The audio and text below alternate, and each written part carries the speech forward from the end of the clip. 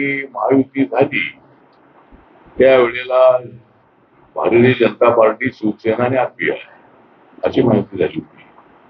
पूर्वी शिवसेना भाजप शिवसेनेची ताकद मोठी होती. 70% शिवसेना आणि 30% बीजेपी असं होतं. 2014 पासून हे झालं की 80% झाली बीजेपी आणि 20% किंवा 20-25% राहिली शिवसेना राहिली म्हणजे गोळी खाल्ली ताकद. मग ज्यावेळेला माननीय बाळासाहेब ठाकरे होते त्यावेळेला शिवशक्ती भीमशक्तीची भूमिका त्यांनी मांडली आणि आरपीआय ज्यावेळेला त्यांच्यासोबत गेला त्यावेळेला युतीची महायुती असा शब्द तयार करण्यात आला.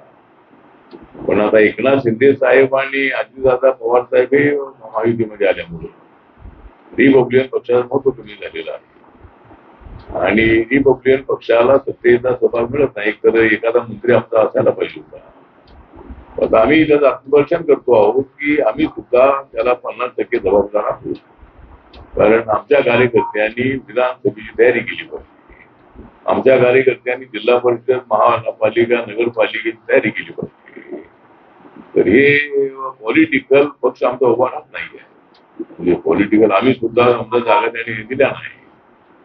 तर काही जागा आम्ही आमच्या बळावर कशा निवडून आणायच्या, कशा दुसऱ्या जातीला आपण आपल्या सोबत आणायचं. मराठा, कुणबी, माळी, मुस्लिम आहेत त्यांना आपल्या सोबत आणलं पाहिजे. म्हणून एक आम्हाला सत्तेमध्ये सहभाग मिळण्यामध्ये या काही टक्के आमच्या अडचणी आहे आणि मित्र पक्षाकडून बीजेपी कडून आम्हाला आता एकनाथ शिंदे साहेब आणि राष्ट्रवादी म्हणणं असं आहे की आम्ही कोट्यामध्ये आहोत. आम्हाला काही मिळायचं आहे उद्या सत्तेचं महामंडळी किंवा काय एमएलसी तर बीजेपीच्या कोट्यातून ती मिळाली पाहिजे.